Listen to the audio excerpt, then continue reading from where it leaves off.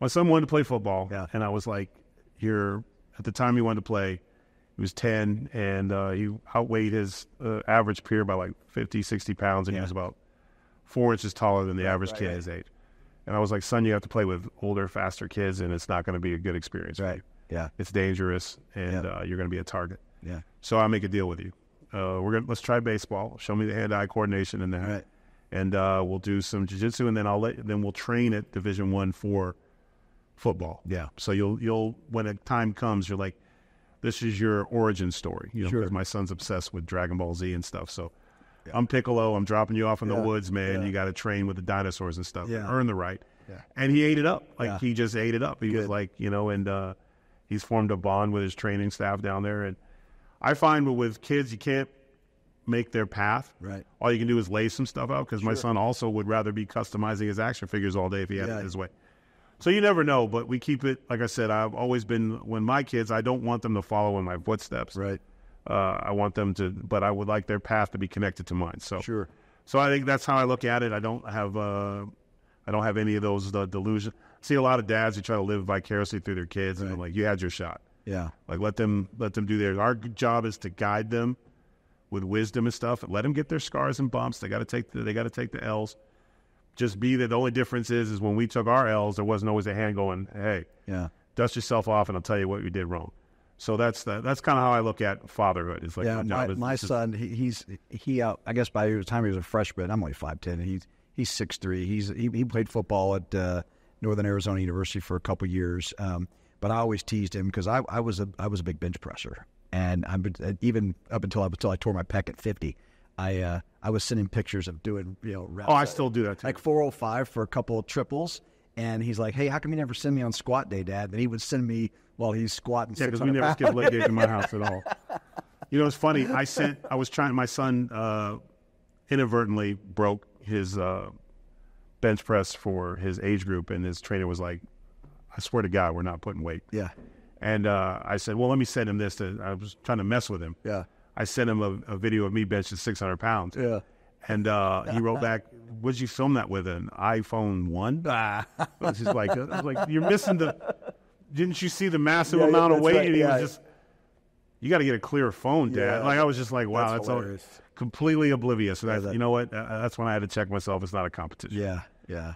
Well, it's driving him though. And he's got a little, like playing in the pool and stuff is not the way it used to be. Like I used to rocket him around, and now I got to I got to get a little into it. But, luckily he's a sweet kid. And that's the biggest thing is thank goodness, right? Because you didn't want him to be a...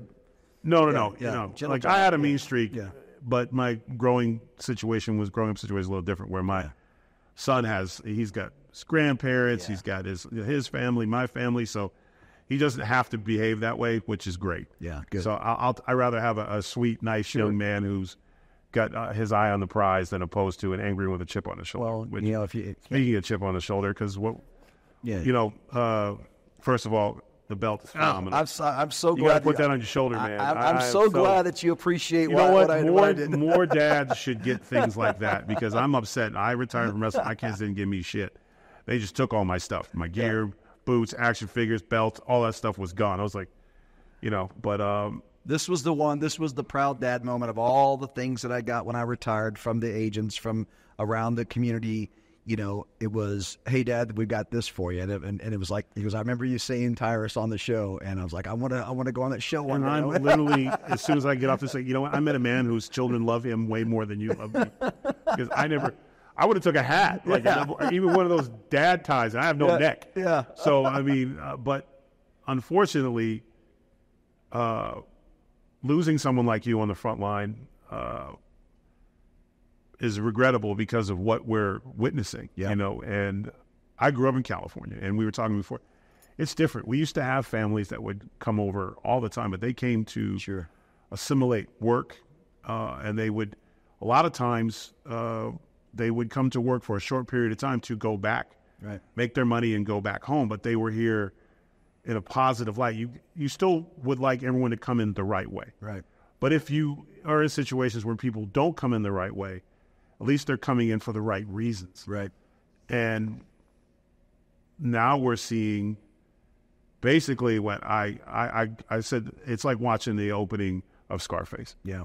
They're just dumping at the front lawn, and they're putting, I mean, we got people, we have no idea who's coming in here. Right. The only thing I do know is that they're all, I'd say 80% in shape, military age men. Yeah, so with nothing to do. You made a couple points that are important to note. So I would say a good chunk of the people that come across really do want to just find a better life, and temporarily. A lot of them don't want to just come here and stay here. They like to go back, go to the United States, maybe earn a living, make some money, go back, and hopefully things get better in their country. I mean, there is especially our Mexican nationals and our Central Americans, those in our hemisphere. You get now. The ones that are coming from around the world, that's a whole different story. And that, I think, is what's been so lost by people is I heard something or read something recently that there was like 193 recognized governments and countries in the world. And the Border Patrol has apprehended 177 countries in the last 3.5 years. This is not just a hemispheric root cause from Central America. This ain't drought pushing everybody out. Yeah, absolutely, right? And I was in the border last week down in Yuma, and I go probably once a month on different visits and things. But it was in December of last year when we were averaging 12,000 a day. I was down there in Lukeville when Lukeville, Arizona was kind of overwhelmed and they had to shut down the port of entry. I was out there one morning and there were 700 people on the ground there. And this was like right before Christmas. Probably 500 were single adult men, probably ages 18 to 45. There was 200 families and some unaccompanied children out of the rest of the mix. But yes, every one of them, they did not look like they were just coming here to, work for a few months and go back home. They were here to stay. And what I like to tell people is there's a saying that men leave their families when they're going to war. There is not a good intention when you do the things that these folks are doing. I'm glad we're having a conversation where we don't have to pretend to be politely speak about this situation, because there's nothing more dangerous than a young man with no money in his pocket and time on his hands. Yeah. It's the most dangerous animal on the planet. Sure. And they're now here, and they don't speak the language. Right. And they're going to come in at what level? They're going to be poverty level. And so, therefore, they're going to go and they're going to try to do the things that they couldn't do well in their own world, their old country. But the difference was their old country, you got caught, there was severe consequences. Right. Out in America right now, there isn't. Yeah.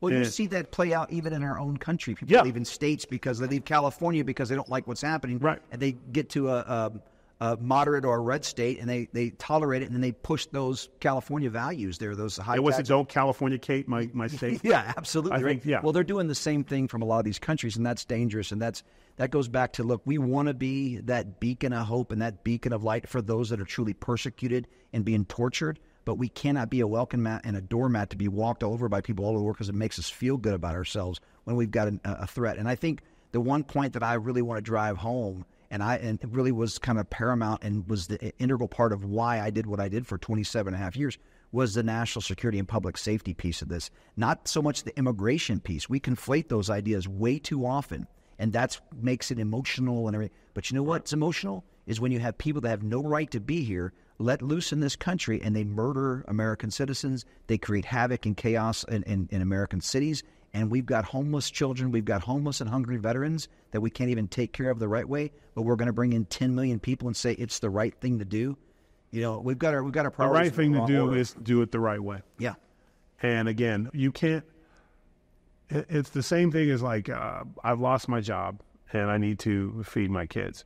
Now, I could go get a job at McDonald's, and it's going to take a while. Right. To get back to the filet steaks we were having when I worked here, right? But I have to start over at McDonald's, so we have to go through some things. Or I could just go down to the store and rob and take my fillets. And then when they arrest me, say, well, I needed this to take care of my family.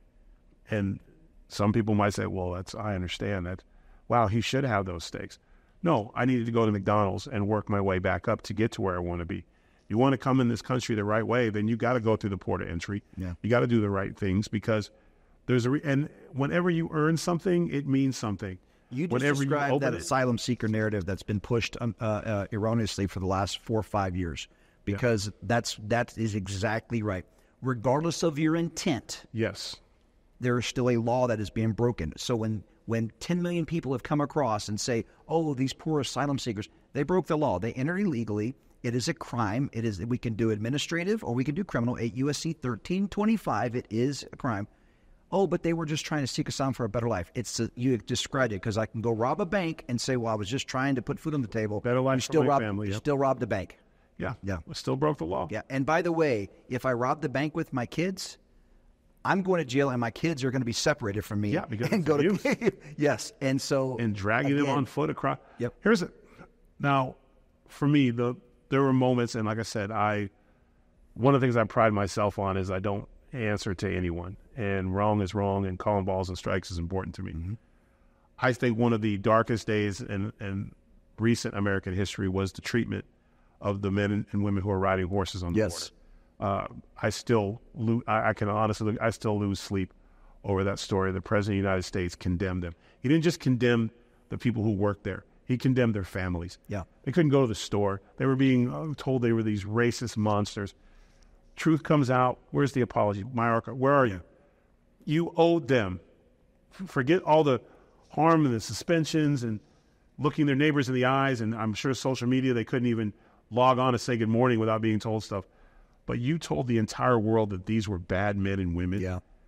That their consequences and they should severe, but never had the integrity to come out and say we got it wrong. I'm so glad you brought that sorry. up. And I just don't understand how that is let go. And I bring it up over and over again, because that was one of the most disgusting things. And it was attacking men and women who work the border.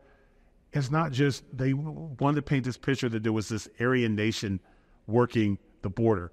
Yeah. These are Latinos, blacks, whites. These are people that want to love this country enough to risk their lives, and they are outgunned, outmanned. I mean, I'm not talking like pistol, shotgun. I'm talking rocket launcher. Cartel has a military-grade equipment. Yeah. I'm so glad you brought that up, because I talk about that, because one of the big pushes is really the mental health and resiliency of law enforcement, our military, but specifically our Border Patrol. I was 1,000 miles away. I was the chief in Yuma when that Del Rio incident happened, right? And we knew what happened. I mean, first of all, I haven't been on horse patrol. I've ridden horses throughout my career. We use split reins to control the horses. And it's an iconic picture, an awesome picture that we can never use anymore, because it was tainted as a racial epithet that, and the photographer even said he was one of the first to come out and say that's not what it was. So when you hear the president, the vice president, and the secretary, and the president saying they will pay for strapping those people. Oh, yeah. I mean, I wanted to throw up. I mean, morale was already crashing. That's not a question. Bottom. How? Yeah. Because you mentioned, this is the part, right? We got thick skin in law enforcement, right? We get spat at, shot at, assaulted all the time. But when it's the family, when the mom and dad are saying, was that our son that they're talking about?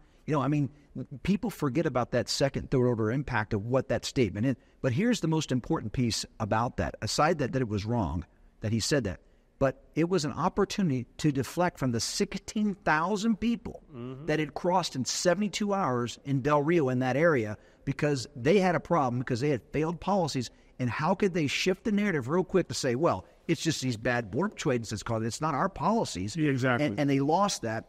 And, a few months after that, or maybe a month after that, there was a group of American citizens that went down to South Texas and into Mexico. They got crossfire and got shot mistakenly by the cartel. The cartel apologized to killing those Americans erroneously, but we never got so much of an apology, or we should assume innocent until found guilty. Those agents were ultimately charged with or supposedly disciplined for inappropriate language in front of children. I don't know whatever happened. I'm children sure being taken against their will. Yes, yeah. So that was walking in deserts. Yeah. If they're lucky, they drug will through end the up river sex right trafficking, there. or drug mules, or end up having to pay a debt when they get older. Well, we helped your family get across, so you need to go kill this dude. And all that is happening. By the way, all is happening. All that's happening. But because someone said "fuck," while trying to dealing with it, that happens. Unarmed men. They know metal detectors, right? You have no idea. Well, what happened is those guys had just stole. They were selling food on the Mexican side, and that guy went back across the river to get food, or family did, and he came and grabbed. He was basically stealing food from these migrants, and the Horse Patrol went out there to, hey, try to stop this guy, and that's where the whole thing unfolded. It was so ridiculous, but again, it was an opportunity for them to try to pivot from the disaster they had created, and it just was the beginning of where what we thought was ineptitude, and them just trying to figure out how they're going to address this border, to where that was purposeful, because whether the president or vice president at the time knew the facts, the people that handled them knew. And everybody up that chain knew, and we knew, and they could have again. It's very rare that you ever hear an elected official apologize, right? But there could have been that showed their integrity and their character. There were moments for them. My argument was always the reason why we're seeing this is because they're okay with it, and for me, I would have more respect for we are going to have open borders. Yeah. Let law enforcement at least know, make the choice. Don't, because you see the tireless work, the unbelievable extra man hours, the sacrifice because they're trying to do the job literally with handcuffs on. Yeah. That's the best way to describe it. But at least tell me, hey. Well, I'd rather have two black eyes than a knife in my back, right? So at least I saw it come and had an opportunity to make adjustments. And you're seeing they have apps. Where they at the best place to go? Apparently right now, San Diego's the new hotspot. Yeah. All this stuff that I know for a fact that we could turn off like that. So you can bust a guy for sending pictures to his buddy on Facebook. Yeah. You can certainly bust somebody sending point of entry points to people. So I was chief in Yuma my last 2 years, and Yuma and Del Rio went back and forth for the number one, sectors in the nation.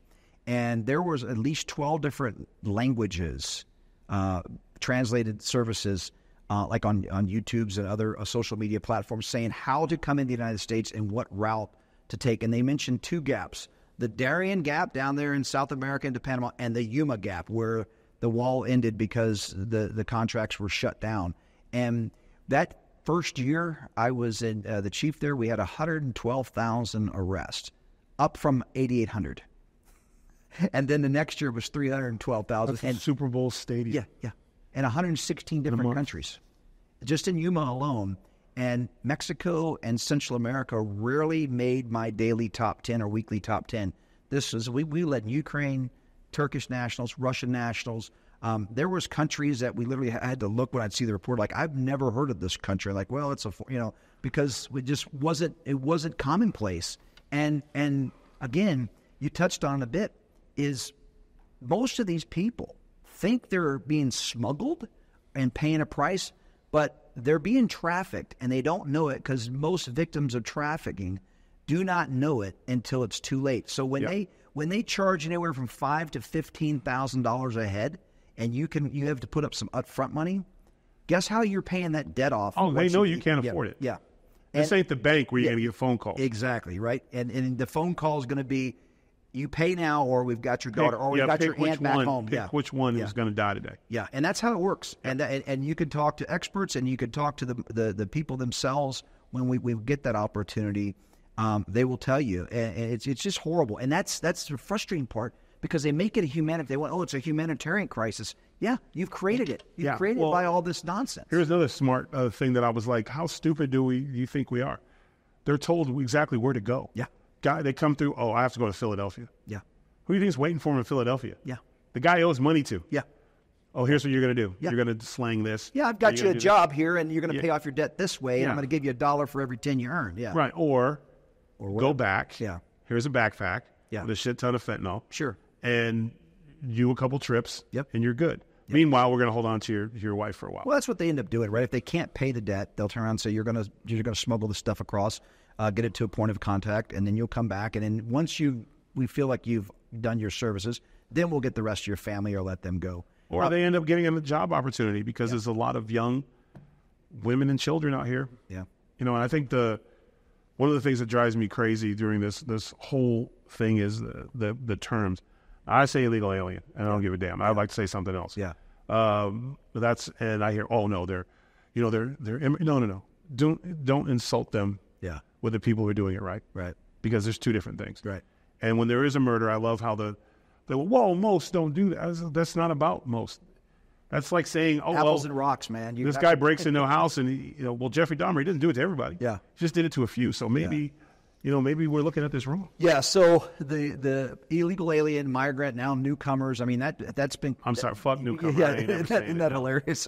That goes back to a lot of AP writing styles and everything else and the talking points. And I can go back and listen to 100 of my recorded videos, and I'll say illegal aliens. I say it all because you're just kind of like, ugh, It's kind of like borders are. Well, she's still. I don't care what you call her. She's still the vice president. Yeah. You call them whatever you want. They still crossed illegally. That makes them an illegal alien. By the way, the law still calls them that. So until they change the law, we still have that legal back.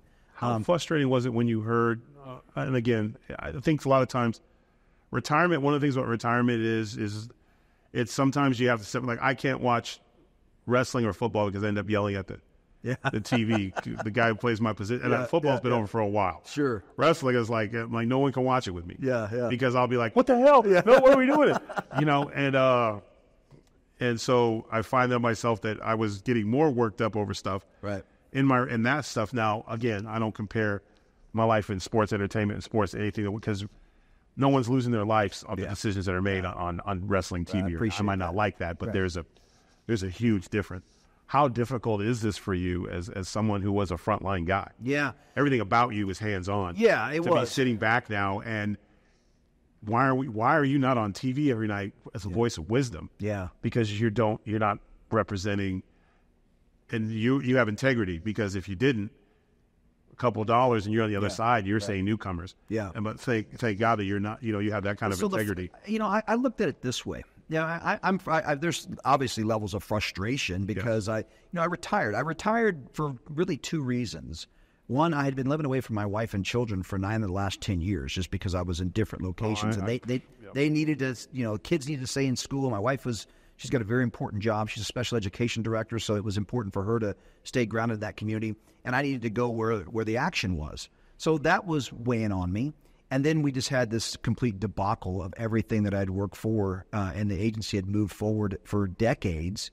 And I just watching it. It was no longer ineptitude. It was really intentional reversal of national security and public safety, border security policies. I said, I just can't do that. And I was speaking my mind. I knew where that line was. I wasn't going to cross this insubordination line. I leaned as far forward as I could because the facts mattered, the truth mattered.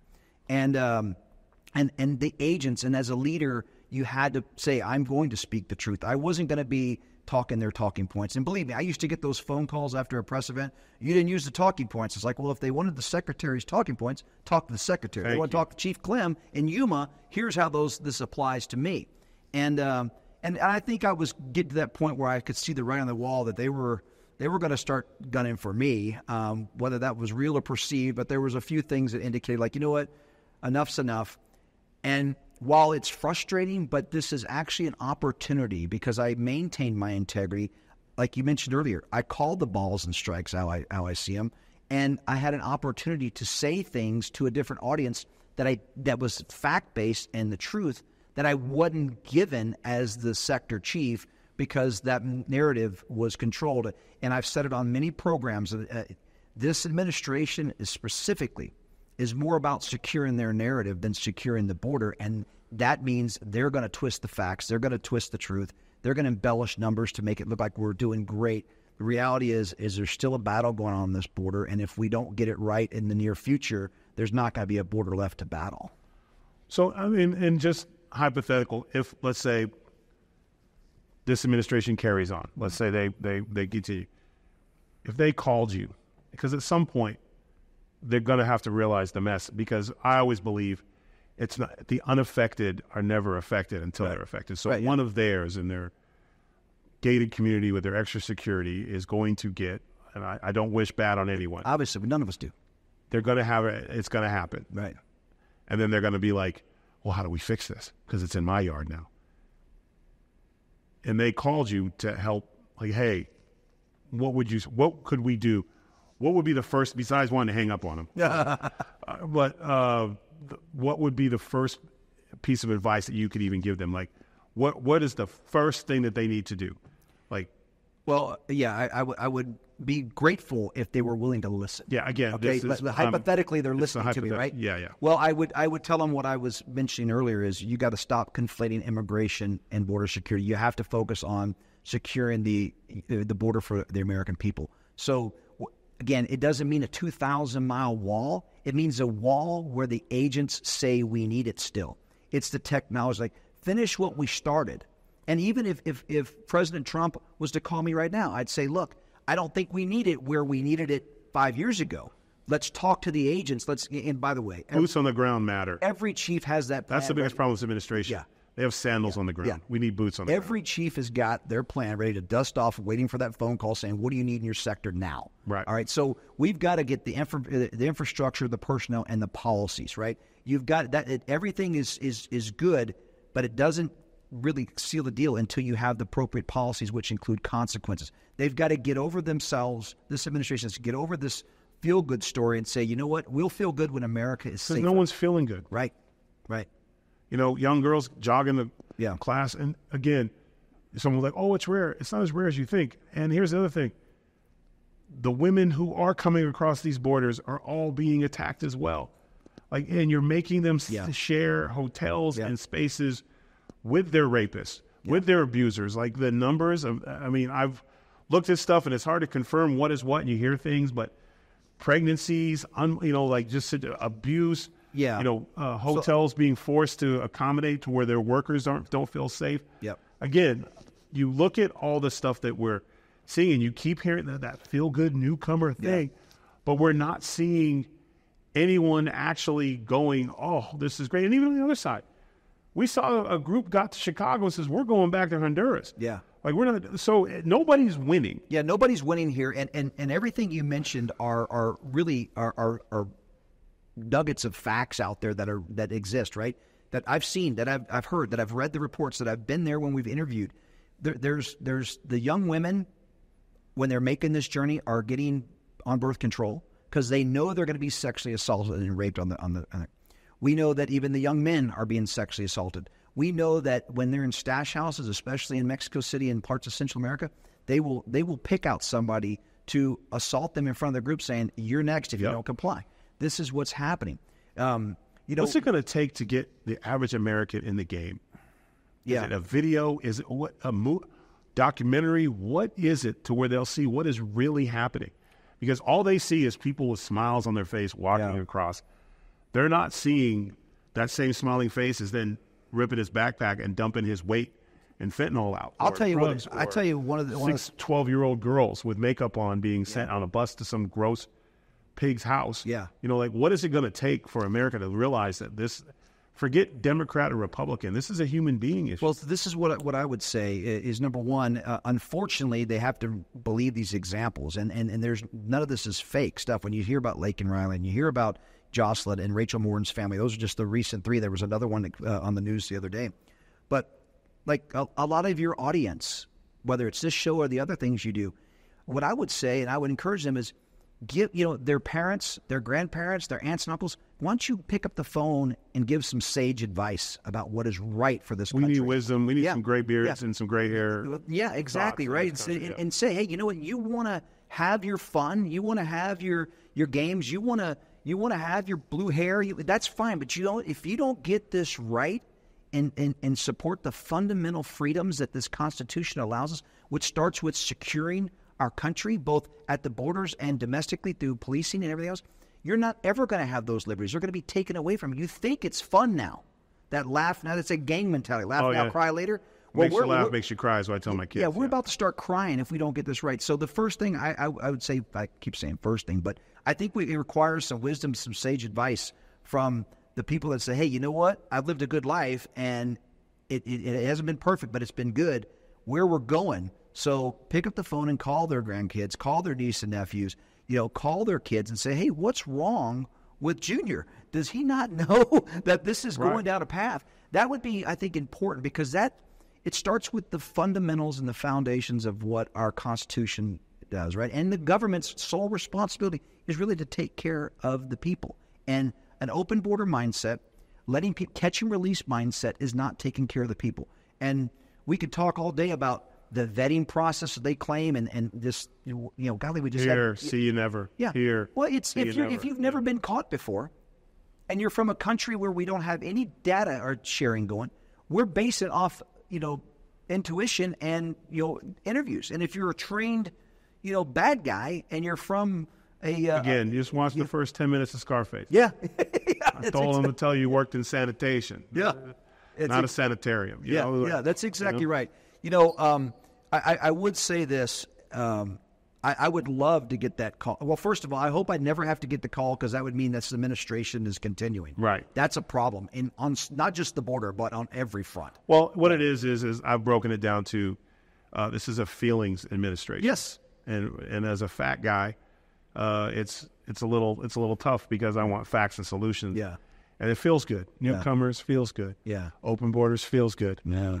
Being whatever you want to be, whenever you want to be, it feels good. Yeah. But the reality is that it doesn't end well. Yeah. And unfortunately, you're hoping that it doesn't get to that point. But I think we're there. Yeah. I think we're past that. I think in the streets, we're out this building, we have Venezuelan gangs are in here now, trying to take over the local gangs. So now we got to have gang fights in the street, and who wins? You think the elderly and the women of this walking the streets of New York are excited that they have another entity? Yeah, right. That they have to look over. That's going to make an example of them, because you need to fear one of them more than the other. And if you called it out, well, you're not going to be. And here's the thing: you were a bad person. So you did, and they put hands on you. Yeah. Beat you up in the middle of the street. Yeah. And the police, luckily, were there, if you're lucky, when they're not being spit on or defunded. They take him away. He's going to be out in 2 hours. Yeah. Where do you think he's going? He's going right back away. He's going hey, what'd you say? Yeah. So TDA is that Venezuelan gang, and those were the prison gangs that were released and again condemned if you called it out and said this is what they're sending. Because they're dumping the worst of the worst. Well, we saw that under Castro decades ago. This is not some new phenomenon. This is just that's why the security piece is important, because maybe I still think public safety and national security there's a very fine line between them, but it is, when I say national security, I'm thinking of the terrorism threat.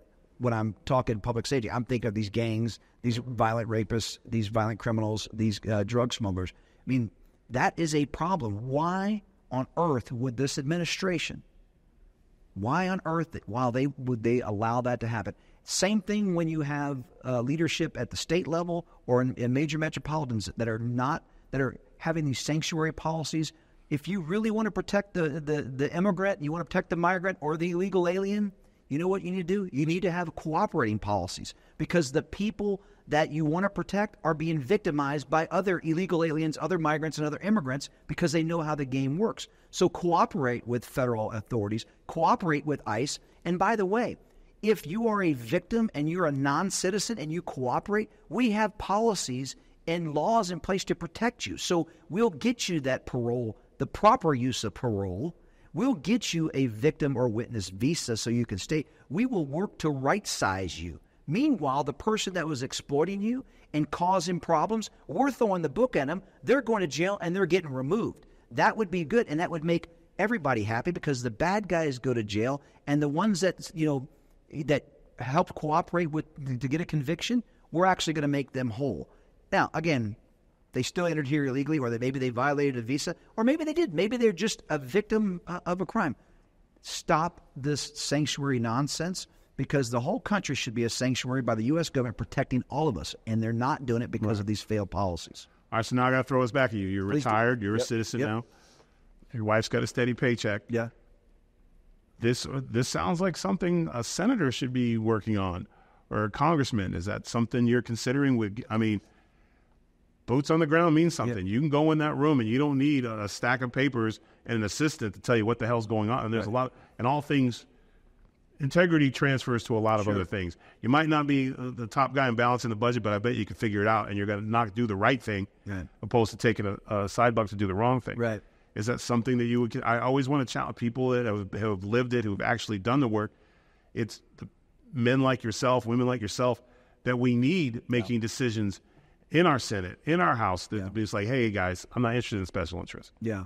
No, I live in a border state, and I don't have any plan on moving right now, and it needs to be fixed, and I would not rule it out. Who would be better? Yeah. Well, no, I agree, and I appreciate that. I would not rule that out. I would look at the opportunities, and And if there is it's somewhere where I can make a difference, because that's leadership, right? And it doesn't matter what the title is. It was an opportunity, and I was bar heavy when I was a brand new supervisor, and I got schooled by the old salty senior veteran that straightened me out, and it was one of the best things that ever happened to me. And it basically gave me that opportunity to say that this is what leadership's about. It's about taking on the challenges. I don't back away from challenges. I went to the hot spots.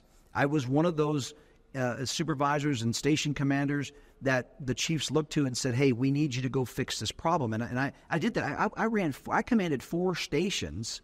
I mean, I'm ready to vote right now. But where you running? Yeah. I'm in. So I think that is something. If I have an opportunity to where I can continue to contribute and continue to make a difference, to make a better life for my family and your family and this country, I would not rule that out, and I would give it an opportunity.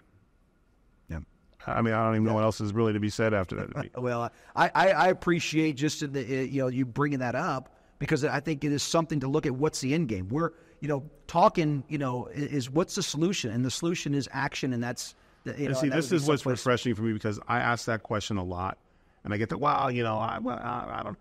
Okay, well, to me, if it was that important, it would be whatever I have to do. Yeah. So thank you for answering that the way I anticipated that you would answer it, because you're a man of integrity. Well, no, thank you, because that to me is what's critical, and that's what's lacking so much, is the flip-flop and the back and forth. Own it.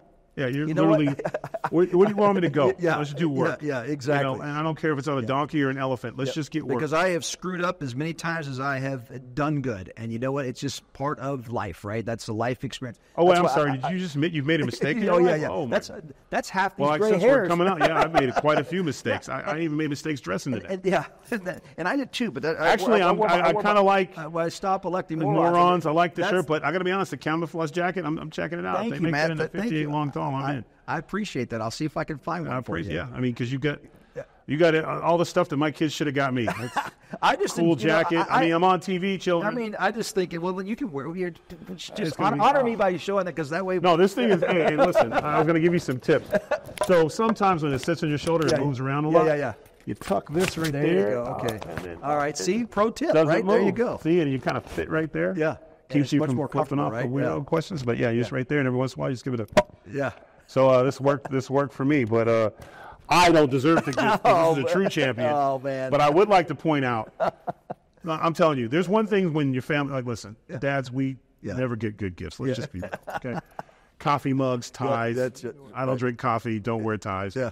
Or your wife gets you gifts like, we're going on a vacation together for your birthday. Oh, yeah. You're like, wow, can't wait to go on an island. I live in hotels. Yeah, Great. there you go. Oh, yeah. Or like it's always a co-gift. Yeah, right. This is a dad gift. Yep. If you didn't take anything from this interview at all, for those of you, if your father's retiring or just needs a pick-me-up, this is nice, but it's the commitment to detail. It's the little ones. Yeah. This is when you first got hired. Graduation day. November is when I graduated in 1995, and then that was chief picture. So that's a 25-year difference. I mean, that's just amazing. Again, I don't want to make this about me at all, but damn, kids, wife, I'm just saying. Maybe mine got lost in the mail. Probably so. You never know, right? But no, this is wonderful, and you should be very proud. And I appreciate so much of your time. Thank you for letting me bring it on. As you should. Listen, more belts. Make sure I do this right. We need more champions like yourself out there. And if it takes a belt to remind you of the mission, then so be it. Belt up. Yeah. But and I would like to actually come back. I'd like to go part 2, just see how things we get maybe after the election. Yeah. And see where we're at. If anything changes with the border, after the election, where we're going, things were said. So let's just, God forbid, something bad happens, but let's hope it doesn't. But let's I want the interview when you come out to tell everybody you're running for office. I want that interview. When that happens, fly to your house. You'll be with me, right? I can stay for dinner. We'll make it a thing. Yep. I'm not. But I want that. That's fair. That's all I'm asking. I will make the on the record. If I make that decision, if I make that decision, I will have you. You hear it here first. I will have you with me. OutKick exclusive. Thank you. Absolutely. I appreciate it, man. Thank you so much, man. It's my pleasure to meet you. Yeah, real pleasure. You got it.